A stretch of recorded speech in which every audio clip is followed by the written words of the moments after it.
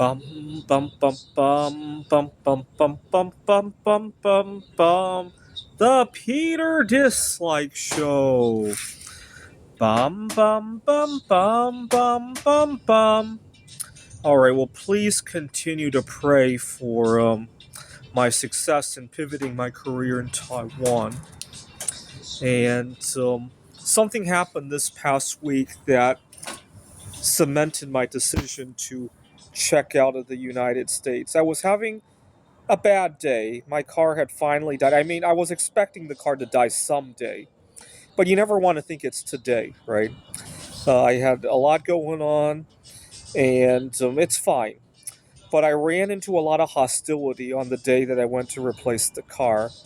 It's a hot day as it is, and on my way walking to the car dealership, first of all, here in the United States, especially in Phoenix, our infrastructure is very hostile to people who walk, even a short distance. I want to say I covered about 2 miles on the way from the repair shop where my car was to where the dealership was, and then I ran into hostility at the dealership. And later on, when I was trying to clean my car, I was in a plaza, and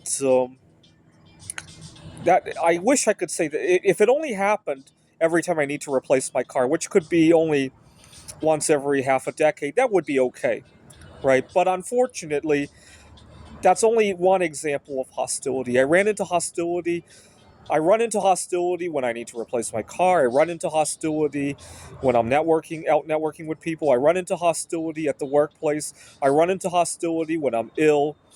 And that's in contrast to when I was in other countries. Actually, I was in Poland when I got very ill, actually, at one time, and I didn't run into nearly as many hostilities. The people I was staying in a hostel were very nice, and then I ended up having to go to the hospital emergency room, actually. And actually, I have a funny story about that. The doctor who was checking me out needed to check my rectal area, and I kind of had a crush on her in my mind. I fantasized about her as she was checking that. That was really nice. That was a nice bonus to that trip. But don't tell her about that. But and then I went to Taiwan last year. I had a really rough time on the way on the last day of the trip because I had really hit it big with a girl that I met there, and then I had to come home. I mean, end of a vacation is always very depressing as it is, but when you end a vacation like that, and my roommates at the hostel were very nice to me, even though I was so out of it that last day. See, none of those. And then when I was in Poland, a different trip to Poland, I had accidentally tried to make a move on somebody's wife, and he was very nice to me and gave me, even after he realized that I was making a move on his wife. I apologized to him. He said there was no need to apologize, and he gave me some suggestions. See, that wouldn't happen here in the United States. None of these experiences would have, not even close, probably quite the opposite. I mean, go try hitting on somebody's wife if you dare, right? Make sure you get a life insurance policy before you do it, though, right? And then make a move on somebody else's wife and see what happens, right? But a lot of hostilities, and I think hostilities like that really stifle innovation here in the United States because nobody's willing to take risk. If you take the wrong risk and you lose, the world turns on you, right?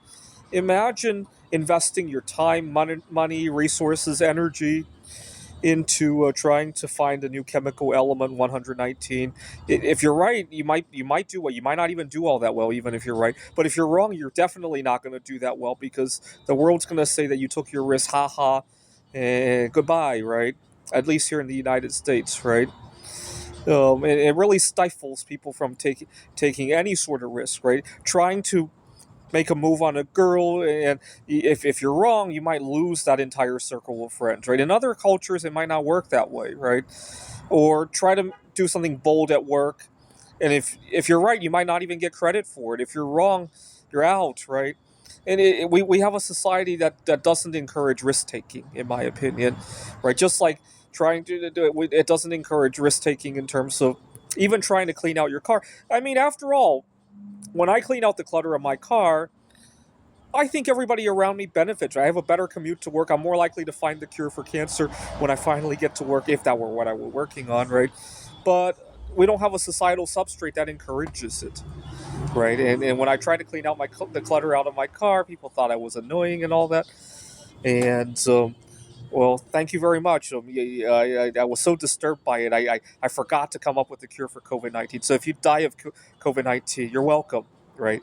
In theory, at least, right? This is the Peter Dislike Show. Bum bum bum bum bum bum bum bum bum bum bum bum.